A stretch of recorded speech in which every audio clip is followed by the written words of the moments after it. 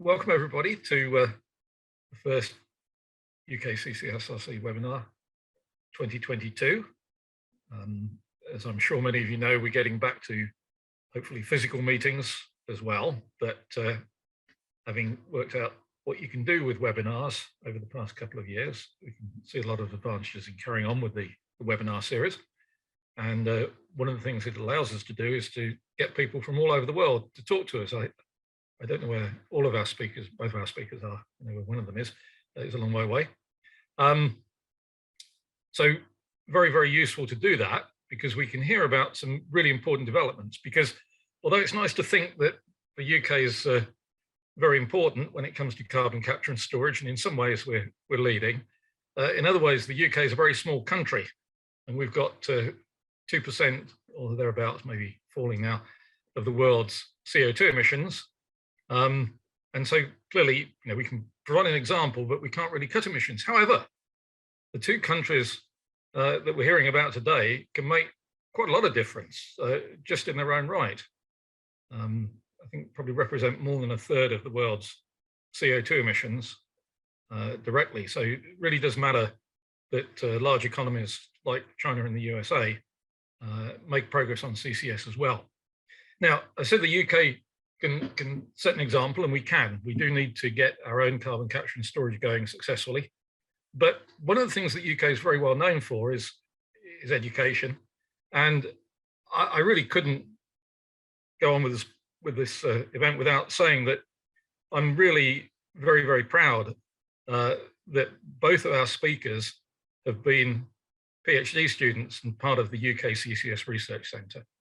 And I have to say that I think, however good our actual research is, the experience and help that we've been able to give the speakers and lots of other, I say, young people going into carbon capture and storage probably will have a bigger impact. And as I say, particularly if, as we're going to hear, the impact of these speakers is going not into the 2%, but the 20-odd% and the 10-odd% of global emissions coming from China and the USA. So without more ado, I'll pass over to Liang Xi to tell us about CCUS in China, and then we'll see how the USA is doing in comparison from Rudra Kapila. So Xi, the floor is yours, please. Thanks, John, and I'm really pleased to share the CCUS development in China at the UK CCSRC seminar. And I'm the Secretary General of UK China Guangdong CCS Center, set up by UK CCS Research Center and other centers in China, and also professor at the University College London, and responsible for climate finance, corporate engagement, and develops CCUS activity. And I'm also Deputy Director of China CCUS Committee, responsible for advising China's CCUS strategy, as well as some guidance policy at the national level. So in terms of UK China Guangdong CCUS Center, is an open platform that initiated by China Engineering Construction Group, one of the largest state-owned engineering firm, UK CCS Research Center, and the Scottish CCS. And it has been about 8 years since we launched the center, and we wish to continue to develop this as a very good not-for-profit institute to promote CCS in China, and hopefully we can celebrate 10 years in 2023.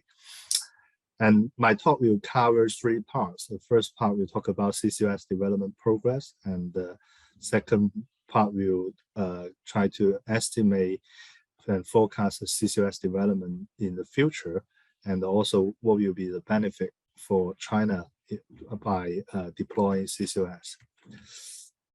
So I think you may all know there's important commitment on 20th of September 2020, when President Xi Jinping of China announced China's commitment to peak carbon emission before 2030 and to achieve carbon neutrality by 2060. And although I know international pressure still wish China to put the date back by about 10 years, and also try to commit further to closing down, so stop building new coal-fired power plant. But I think this commitment already is a very strong stimulation for the international climate agenda, as Professor Jon Gibbins said, because CCUS, China contribute about 30% of global carbon emissions. In the United States, I think it's about 15%, and two countries together is just slightly half of the global greenhouse gas emission. And on 21st of October, so before last year's COP26, China formally submitted the nationally determined contribution, and now is setting up portfolios of policy to support carbon emission and carbon management. I think the president mentioned carbon neutrality for more than 40 times at many different occasions in the last couple of years, which make the sector extremely busy right now. And I think I feel China will take this commitment firmly and achieve the goal. And in terms of the CCUS in China's climate policy, before China commits to carbon neutrality, I think the technology is widely considered as a transition technology for China's in China's energy and climate policy agenda, but now it's being considered as a very important technology as a fundamental technology that secure China's decarbonization process. And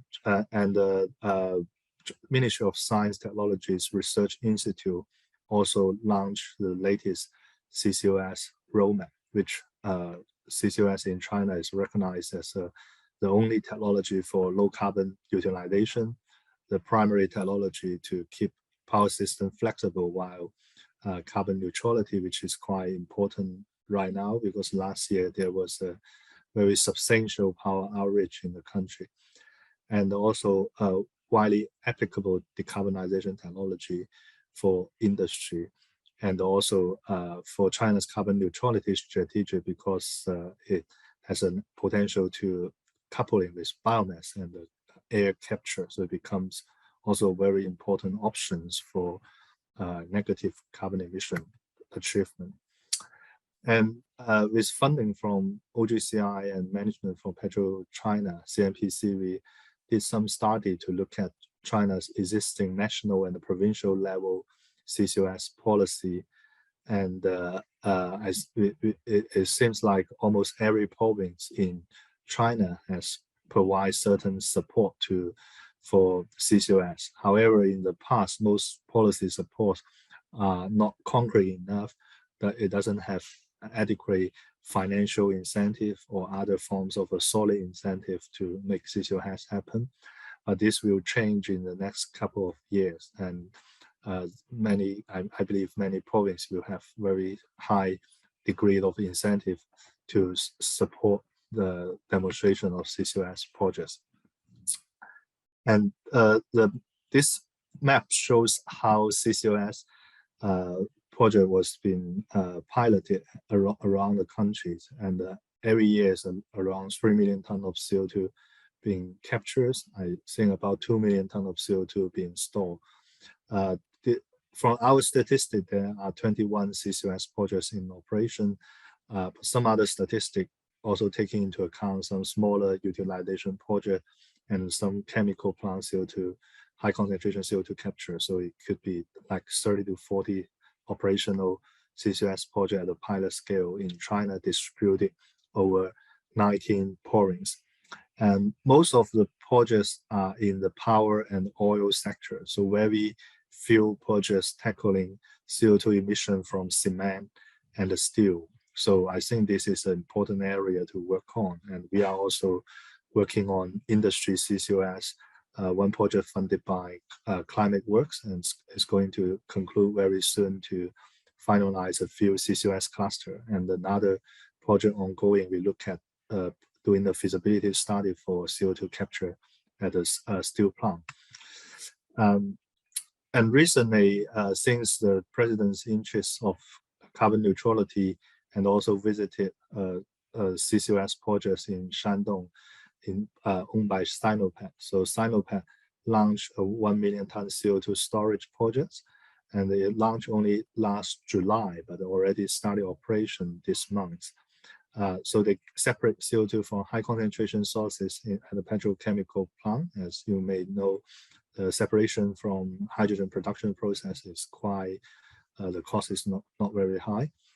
Transport by pipeline and the use of CO2 for CO2 EOR primarily, and also we're also testing CO2 storage in Sinai aquifer. So in the next 5 years, Sinopec also plans to start another 2 million ton scale CCUS project in East China oil field and in also Jiangsu oil field.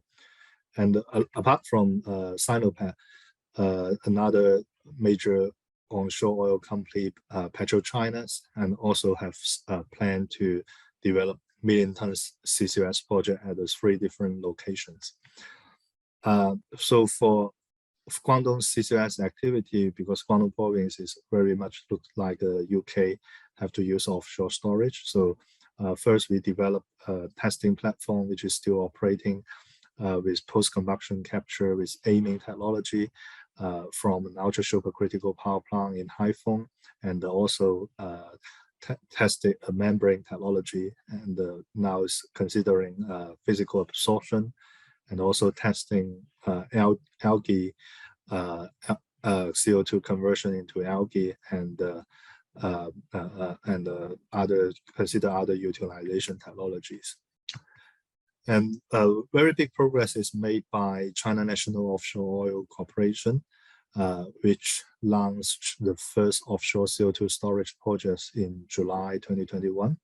I think I received their call in February 2021 for their decision to develop a CCUS projects, and then try to give them as much information as possible.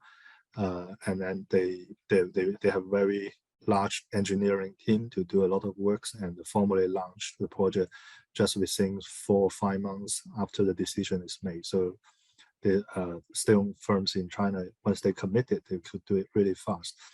So the Enping 151 oil field is a newly developed oil field with high carbon dioxide content in the South China Sea. So in 10 years' time, they will capture and store more than 300,000 tons of CO2 from the natural gas production, and then use the same platform to inject the CO2 back into the surface for permanent storage.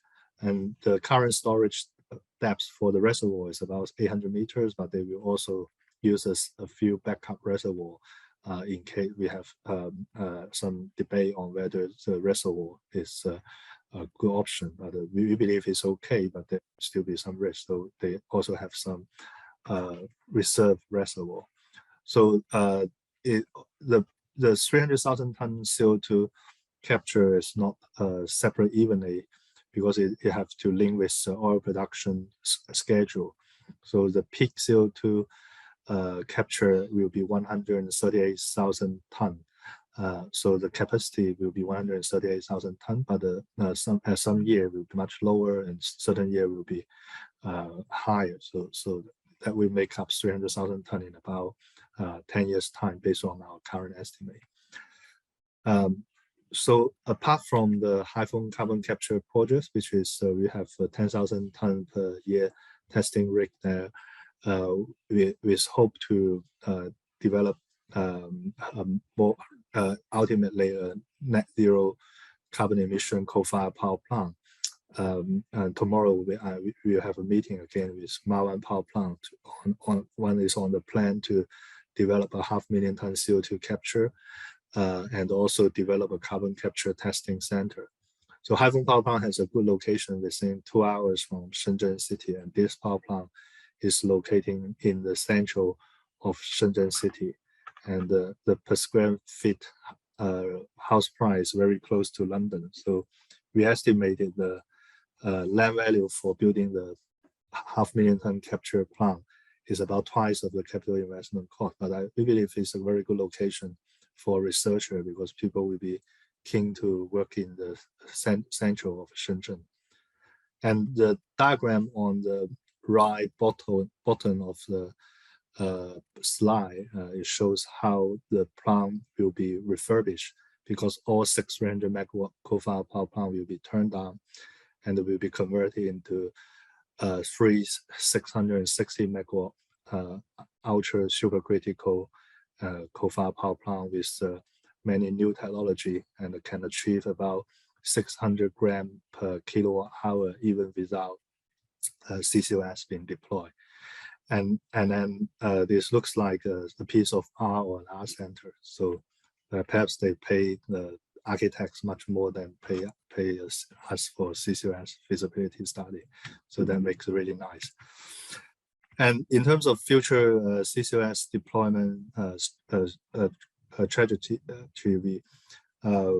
the China CCUS roadmap report has estimated by about 2050, China will have about, I apologize for the unit, so China will have about 600 million to 1.4 billion ton CO2 being stored and by the CCUS. So I think by 2030, it's about 20 million ton CO2 to 4 billion ton CO2. So sorry, 20 million ton CO2, yes, to 4 billion ton CO2. Really depends on the development schedules. Yeah, sorry, 20 million ton to 400 million ton. Sorry. And the CO2. Sorry, this is something wrong here.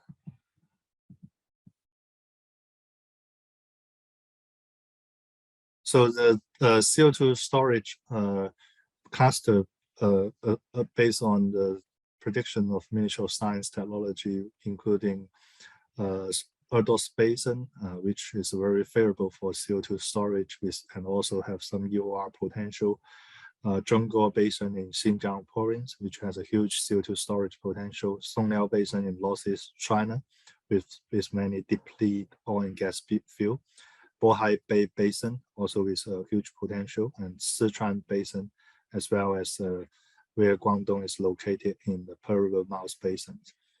So the red dot is the oil, is gas fuel. The green dot is oil fuel, while the shadow area with a light color is a cyanide formation storage potential opportunity. And so you can see from East China to Hainan province, there's very few onshore CO2 storage opportunity. We have to rely on offshore CO2 storage. But we are also looking at some unconventional CO2 storage, which may be also one of the solutions. So like we storage underground in some rock, which can absorb CO2. I think by the end of this year, we may kick off a pilot project to try to do some work. And we also do a lot of works to look at sourcing match for coal-fired power plant and for steel plant. And the country has also tried to identify, try to consider CCUS in the industry planning. And we are doing a planning study for Guangdong. Hopefully CCUS could be a very important location consideration for industry planning. And so the potential CCUS trajectory suggested by ourselves when we work with China Petroleum University and for the CNPC and OGCI, we estimate by 2030 is about 20 million ton CO2 capture at the lower end, and it could go up to about 200 million tons per year if the policies favor. And based on the carbon neutrality target and the current agenda, I believe 200 million ton per year is a reasonable number by 2030. Although it looks very big, it's compared to the UK, it's about maybe 40% of UK's emission, but in China, it has a 10 billion ton carbon dioxide emission, so it's only 2%. But we believe 200 million ton majority will come from high concentration emission sources. So I personally believe in about 2025, most of China's high concentration CO2 sources will be captured and be stored. And by 2050, and CCUS will account for 1.5 gigaton of carbon dioxide emissions, and it could go up to 2.7 gigaton. It depends on all other energy technologies and negative emission technologies. And biomass in combination with CCS could be commercialized in about 2040s. So there's some cost estimation for CCUS at the different stage. And for post-combustion capture, which a majority of emission sources like power, steel, cement, and some of petrochemical sources will have to rely on. The current cost is about 300 to 350 yuan per ton CO2, which is about 30 pounds to 40 pounds per ton for just capture. And we believe this could be very substantially reduced by about 2050 with many new technology coming up. And so that storage cost can also be half by about 2025. And given the trend of carbon price increase in the next 5 to 8 years, because China also try to reduce the total allowance circulating in the carbon market quite substantially every year. So that could be a very strong incentive and possibility. The break-even point for the power sector will turn up in around 2033 or earlier, depends on climate policy. So in China, CCUS is already on the radar of many venture capital. And we also saw like Microsoft, Bill Gates, and also interested in CCUS, and also the new turn to China, and many venture capitalists start to investigate CCUS technology. So the investment of CCUS will come from site selection, feasibility study, approval, and detailed design up to operation. So majority of focus in the past will look at how to support the investment decision. And I can see also many funding and investor will also be interesting to invest in the earlier stage of the project, which is a good sign to have more reserve projects in the countries. So based on the OGCI study, we believe CCS could create 4 to 11 million job opportunity per year for the country, and create 200 to 670 billion GDP. And it's also a very large market demand for low carbon and financial service. So you can search OGCI. They have a summary of the report, which have these numbers.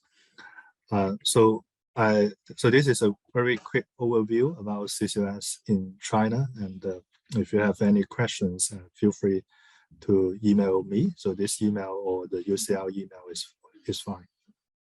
Thank you very much. Thanks very much, Xi. That's great. Yeah. It's really, gosh, 10 years anniversary already, eh? It's not 8 years, so waiting for you to come in 2 years' time. Hopefully, COVID better be over by then. Yeah, hopefully. That really is good. You've done. Yeah. I mean, I think the most amazing thing actually is just how much you've done. In a sense, it's incredible that it is only 8 years. That's yeah. Hopefully, we can become. Things move fast in China, don't they?